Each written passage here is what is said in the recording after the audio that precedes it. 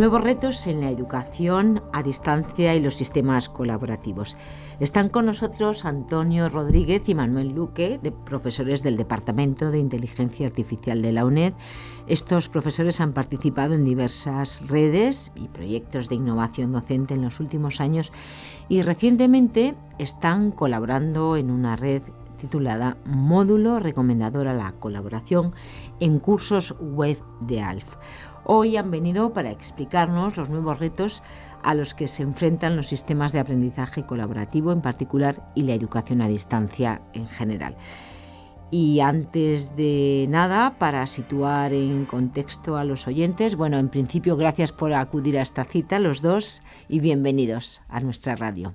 Gracias a ti, Ana. Gracias. Manuel, ¿podríamos quizás empezar por explicar en pocas palabras qué es eso de las redes o proyectos de innovación docente y qué son los sistemas colaborativos?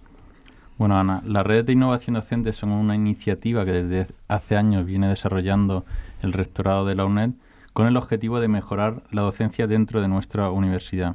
Generalmente se trata de que un grupo de profesores de la UNED junto con a veces colaboradores externos realizan una investigación aplicada a la docencia. En pocas palabras viene a ser como que los profesores no nos conformamos con la forma en la que damos nuestra docencia y pensamos que tiene que haber una forma mejor de hacer las cosas.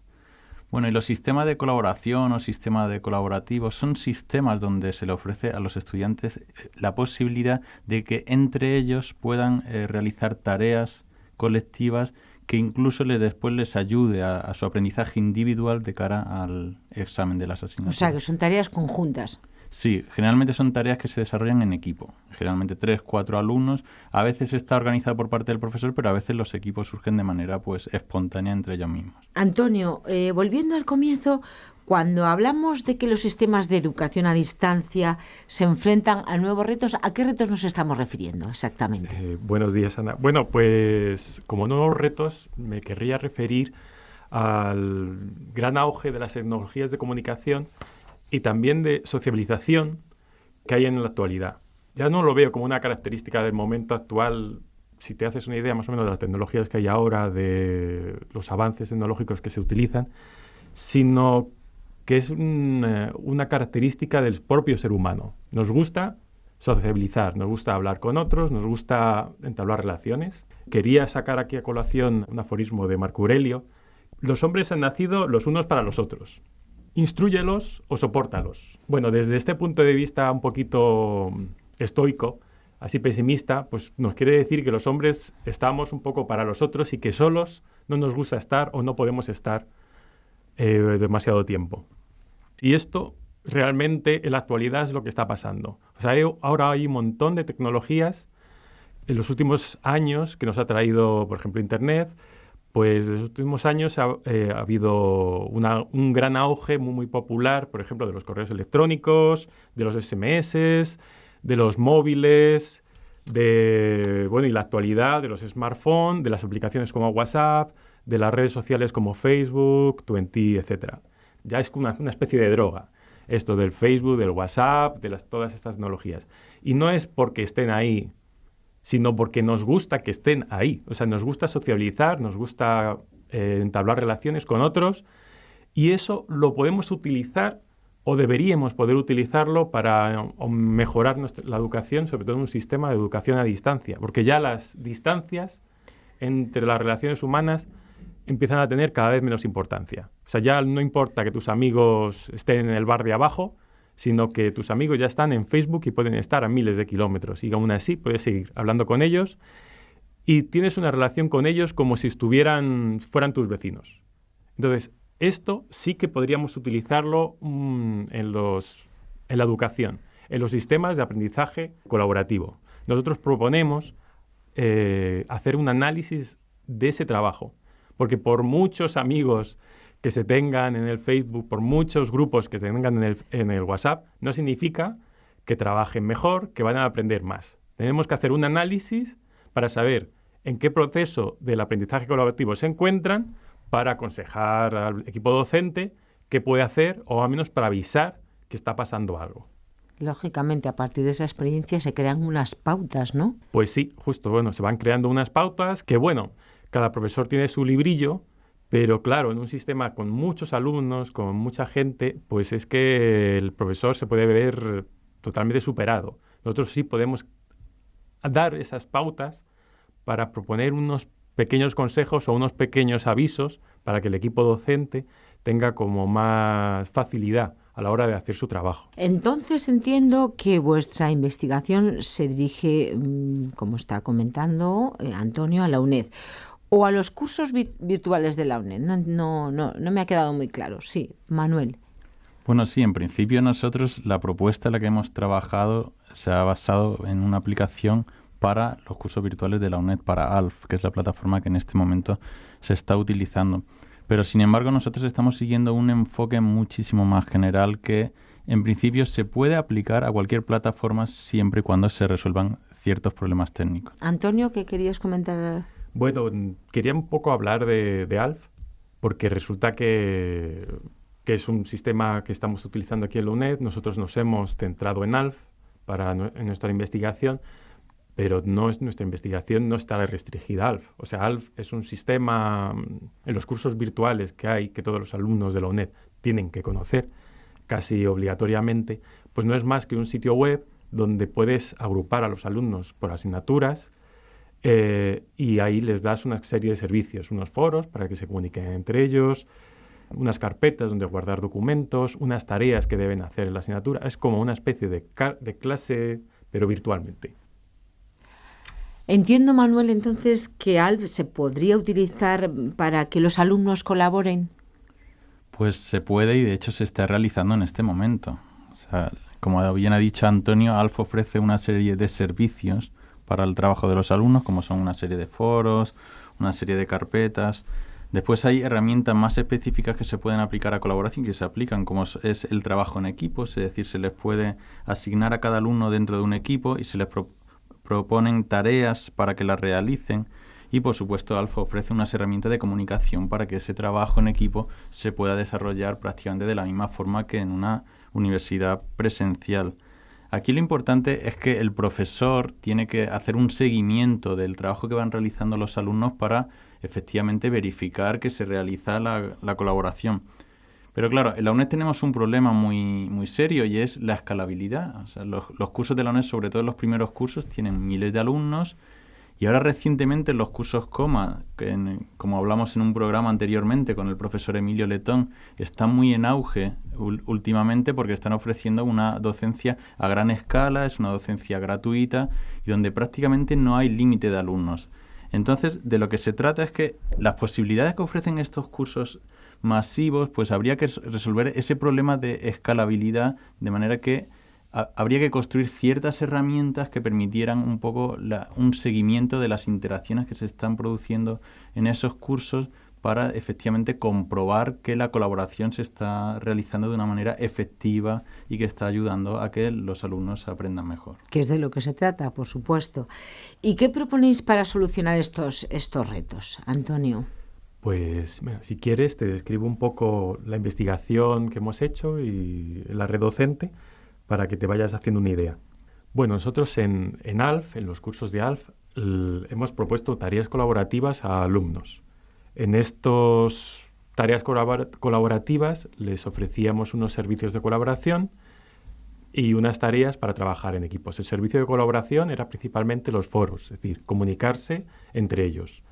Bueno, los foros es un servicio muy, muy, muy extendido en un montón de sistemas de aprendizaje, pues como puede ser UCT, como podría ser Moodle, y también en herramientas de socialización, como comentaba antes, como Facebook, como cualquier red social.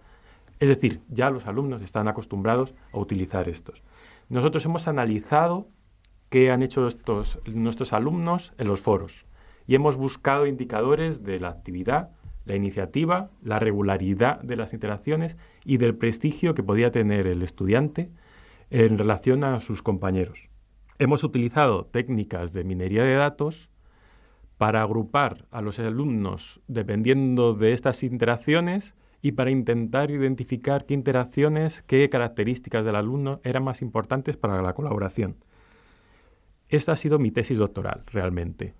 Y con esto ya saco unas conclusiones que podrían ayudar a los equipos docentes. Pero en esta red hemos dado un paso más y hemos intentado dar más importancia al experto y menos a los análisis de minería de datos. Sí, Manuel, ¿querías añadir algo al respecto? Sí, precisamente eso es algo muy típico de este tipo de modelos, ¿no? El añadir el conocimiento experto, el que no se quede solamente en un conocimiento de un computador, sino que aprovechemos de alguna forma lo mejor que tienen los ordenadores con lo mejor que tenemos las personas, en este caso el experto, como puede ser en nuestro caso concreto un profesor, como puede ser un médico, y fusionar ese conocimiento para construir un modelo mucho mejor. Y hablas de un diagrama de influencia. ¿Qué es exactamente y qué es lo que hace? Bueno, un diagrama de influencia es algo un poco complejo de explicar, pero yo lo voy a intentar aquí con palabras más o menos llanas. Y para eso voy a poner un problema, pues el más cercano que tengo, porque es relacionado con mi tesis doctoral que fue aplicado a medicina. Es decir, en un problema típico de diagnóstico médico, pues el médico se propone, se tiene al paciente que no sabemos si padece la enfermedad. Después se le puede realizar varios test médicos al paciente y después está de alguna forma lo que se quiere optimizar o en matemáticas se diría maximizar, que es la calidad de vida. Entonces, al final, el diagrama de influencia es un modelo muy rico porque permite introducir los tipos de variables más importantes en un problema de decisión, como son las variables que no se pueden controlar, que son variables aleatorias, es decir, nosotros, por ejemplo, no podemos controlar si mañana va a llover o no va a llover y efectivamente hay incertidumbre, no lo sabemos. Después están las variables de decisión, que son las variables sobre las que podemos actuar. Y después están lo que se llaman las utilidades, que de alguna forma lo que se hace es valorar o cuantificar los distintos escenarios que se pueden dar en el problema, asignándole un número que indique cómo de deseable es la situación. Es decir, por ejemplo, en un paciente, la situación de que esté sana pues tendría un número mayor que la situación en la que el paciente está enfermo. Y Manuel, ¿a qué te refieres cuando dices que los diagramas de influencia son modelos gráficos probabilistas? Bueno, antes de nada, Ana, quiero decir que no son el único modelo gráfico probabilista y, de hecho, de alguna forma no son los más famosos de este tipo de modelos, sino que son las redes bayesianas. Bueno, lo de gráfico es porque es una representación visual. Es decir, se construye un modelo que es un modelo matemático realmente, pero donde se deja a un lado la complejidad matemática y se presenta de una forma muy atractiva, muy visual, muy cercana a la forma de razonar de las personas. Y es precisamente esta capacidad visual en la que facilita la comunicación con el experto cuando estás construyendo el modelo y a la postre es lo que facilita también en que estos modelos sean muy aceptados en inteligencia artificial, algo que generalmente es muy difícil. Sí, por último, quisiera añadir además que los diagramas de influencia respecto a sus hermanos, las redes bayesianas, que son las más famosas, añaden algo que es esencial, que son las decisiones, es la posibilidad de que el modelo, una vez que esté construido, se pueda utilizar un programa de ordenador y ese programa de ordenador haga unos cálculos matemáticos muy complejos y le sugieran, porque estos modelos realmente no obligan a que se tome la decisión de determinada manera, pero en base al modelo que hemos construido, ellos sugieren cuáles son las mejores decisiones de acuerdo a la información que hemos introducido en el modelo. Esta tecnología que en principio puede resultar tan agradable, ¿es cierto que en vuestro campo de investigación es común o no? Porque claro, se agradece, lógicamente, si es muy común, siempre es muchísimo más aceptable, ¿no? ¿O no? ¿O es extraordinaria? Pues es muy aceptable. En el campo en el que yo más me he movido hasta ahora, que es en el que se fundamentó mi tesis doctoral, que es el campo de la medicina, realmente están muy consolidadas. O sea, son unos modelos muy respetados, sobre todo por la solidez matemática que les acompaña. ¿Podrías ponerme algún ejemplo para hacernos una idea más consolidada de modelo gráfico probabilístico o diagrama de influencia? Bueno, pues yo creo que el mejor ejemplo que puedo poner en este momento es precisamente el que hemos construido con esta red, ¿no? Que es un diagrama de influencia para el análisis de colaboración. Lo que hemos tratado es de modelar el problema de decisión que aparece en el análisis de colaboración. Entonces, la variable principal que teníamos es la variable que dice o determina si un alumno colabora o no, pero claro, esta variable objetivo, llamémosle de alguna forma, es una variable que es desconocida. Nosotros, como docentes, por muchas herramientas de comunicación que tengamos con los alumnos, no podemos llegar a saber con certeza si un alumno ha colaborado o no con sus compañeros. Entonces, claro, lo único que podemos hacer es utilizar indicadores, utilizar variables que sí podemos medir, que están ahí, de alguna forma se registran electrónicamente en el sistema de cursos virtuales, y son estos indicadores los que hemos introducido en estos modelos, y gracias a la relación causal probabilística que tienen con esta variable desconocida, son las que permiten al diagrama de influencia poder razonar y podernos aportar a nosotros una información útil.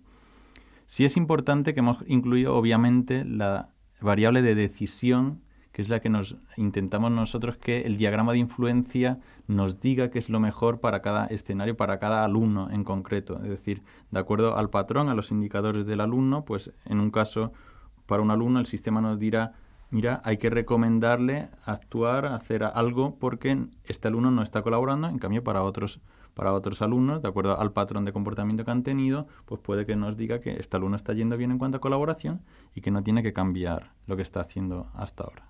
Entonces, si los diagramas de influencia son modelos probabilistas, como estamos comprobando, supongo que en algún sitio habrá que indicar números para que el sistema los procese de alguna forma, ¿no?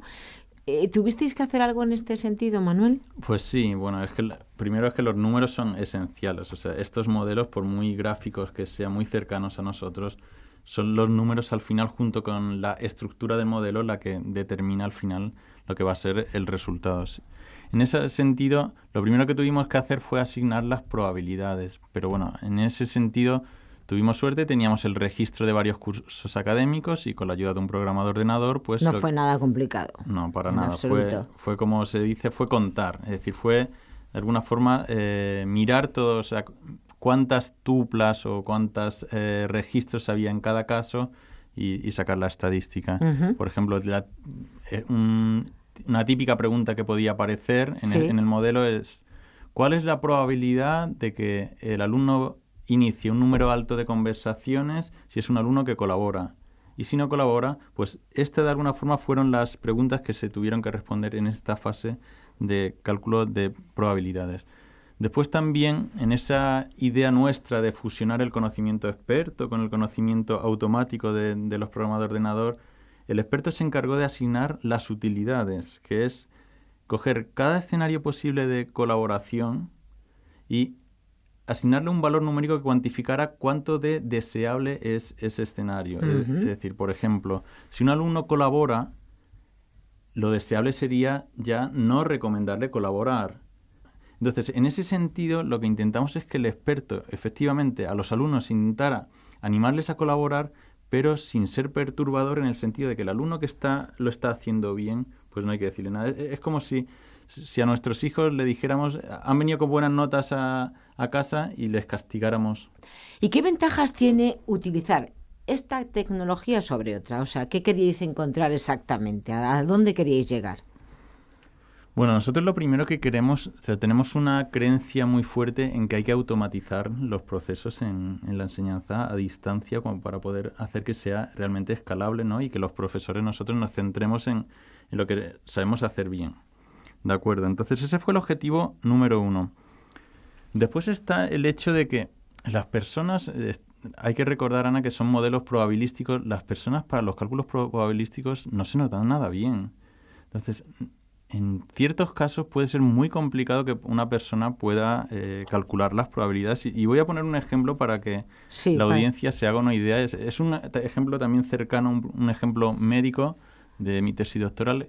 Es de la aplicación del cáncer de pulmón, donde se intentaba analizar si un alumno, bueno, eran enfermos ya con el cáncer muy avanzado, y entonces se trataba de analizar si hay metástasis o no hay metástasis en el paciente. Entonces había una serie de test que se le podían realizar al paciente, y claro, puede darse el caso de que a un paciente se le realice un TAC, el resultado de positivo, después se le realice otro test médico, en este caso un PET, y de negativo, y después otro test médico que se le realice como el EBUS, pues puede dar positivo. De manera que nos podemos encontrar con cierta contradicción entre los tests, y para una persona sería muy complicado decidir si realmente hay metástasis o no hay metástasis.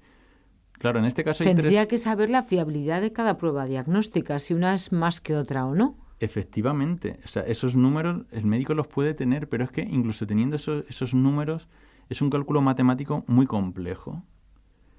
Entonces, en este caso donde tenemos tanta complejidad, lo deseable sería que no fuera una persona la que realizara estos cálculos, sino se delegara esa acción en un ordenador, que es lo que hemos intentado nosotros al calcular, al construir el diagrama de influencia, y es precisamente esa capacidad que tiene para realizar cálculos en situaciones ahí muy dudosas. Discernir, que discierna la máquina, ¿no? Definitiva. Bueno, discernir es una capacidad realmente más elevada, yo creo, ¿no? Porque en el fondo lo único que hace es calcular. Pero sí, desde el punto de vista humano se podría decir que lo que está haciendo es discernir, efectivamente, Ana. Sí, Antonio, ¿querías comentar algo al respecto? Sí, bueno, el diagrama de influencia que nosotros hemos utilizado nos ha ayudado a discernir, más bien nos ha recomendado que había algunos alumnos a los que había que recomendar algo.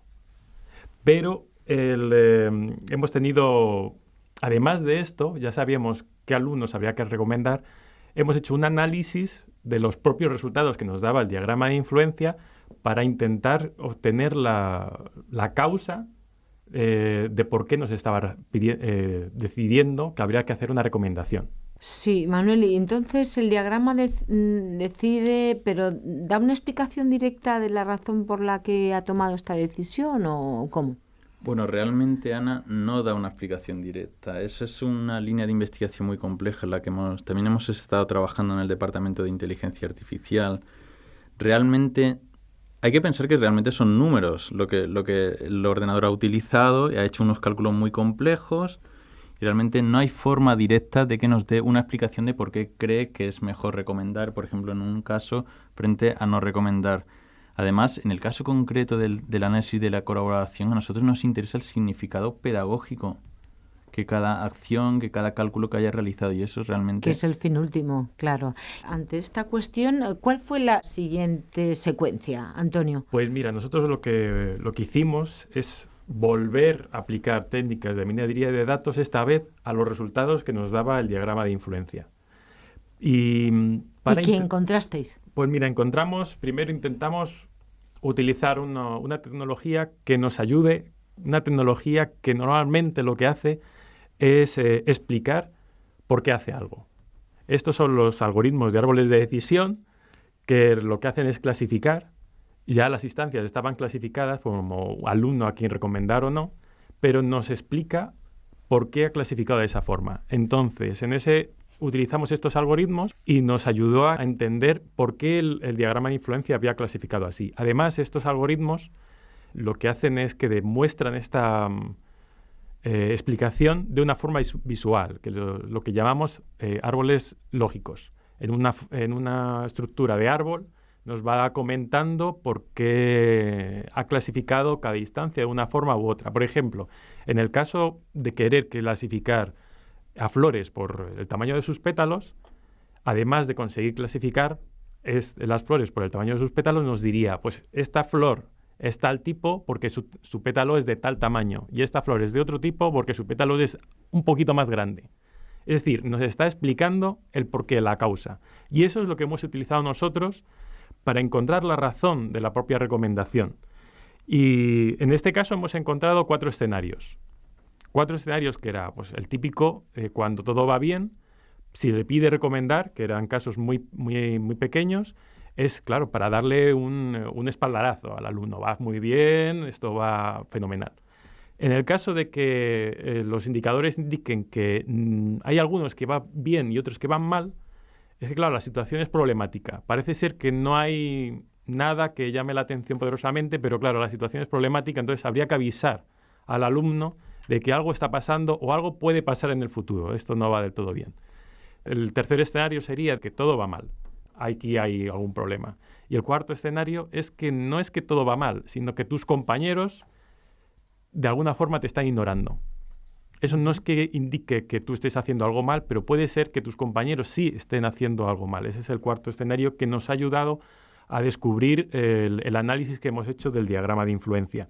Y eso nos puede ayudar a informar al equipo docente para que personalice aún más la recomendación a cada Bueno, alumno. Y toda esta información, ¿cómo se ha indizado? ¿Cómo se ha presentado, Manuel? En esta red hemos desarrollado también una aplicación que está integrada precisamente en el curso virtual y que es la que se encarga de visualizar de una forma lo más amigable posible las estadísticas, de alguna forma, el análisis que el diagrama de influencia ha realizado, para que tanto el docente tenga la información acerca de qué es lo que está sucediendo y qué se le está recomendando, y también para que los alumnos tengan ahí como una especie de aviso en el caso de que tengan que modificar su comportamiento. Cuando al alumno se le propone una recomendación, primero al equipo docente se le avisa de que hay una recomendación para tal alumno para que complete. Es decir, en nuestro sistema actual no automáticamente no recomienda, sino que automáticamente avisa y automáticamente informa al equipo docente de lo que puede estar pasando para que ellos personalicen esta recomendación, validen la recomendación. Y una vez ya validada, pues se le ofrece al alumno para que lea la recomendación del equipo docente y para que además vea por el análisis del diagrama de influencia, por el árbol lógico, su situación en este árbol lógico, para que se haga una idea de qué problemas han causado la recomendación que le propone el equipo docente. Bueno, casi hemos llegado al final de nuestro tiempo, casi telegráficamente, Manuel. Yo le veo un futuro evidentemente muy exitoso. ¿Cómo lo ves tú? Pues yo también lo veo muy también, exitoso. ¿verdad? El futuro, sí. Bueno, es que la tecnología actualmente nos está inundando, nos está invadiendo, está omnipresente, ¿no? Que ya se habla incluso del Internet de las cosas, es decir, todo hiperconectado. Y el ser humano siempre ha sido un ser muy social, es decir, un ser, como ha dicho Antonio, que disfruta sociabilizándose, es decir, ya las nuevas generaciones de estudiantes están ya muy empapadas, muy acostumbradas a utilizar la tecnología, ya no solamente el ordenador, es la tablet, es el teléfono móvil, es en cualquier situación, cuando van en el metro, cuando van en el autobús, es decir, incluso cuando van andando por la calle. Entonces, de alguna forma los docentes tenemos que sacar partido de esta situación. De manera que, dado que la colaboración se puede presentar en cualquier ámbito, con cualquier tecnología que se esté utilizando, deberemos ser capaces de construir nosotros herramientas automáticas que sean capaces de registrar y de medir esa colaboración. Entonces, si llegamos al punto en el que, a partir de la aplicación que hemos desarrollado en esta red, somos capaces de resolver ciertos problemas técnicos, entonces el trabajo se podrá aplicar a otros ámbitos, a otros cursos virtuales, podrán llegar a los COMA, que también tienen una gran importancia en este momento para la UNED, y entonces el beneficio será muchísimo mayor. Bueno, no nos queda la menor duda que los nuevos retos en la educación a distancia y los sistemas colaborativos van por el buen camino, son el futuro, y todo gracias a profesionales, a expertos que están investigando, profundizando cada día con más éxito en ellos, como los que hoy nos han acompañado. Los profesores Manuel Luque y Antonio Rodríguez, docentes del Departamento de Inteligencia Artificial de la UNED. Muchísimas gracias por acompañarnos y más éxito. Gracias a ti, Ana, es un placer. Sí, muchas gracias y gracias por habernos invitado a venir.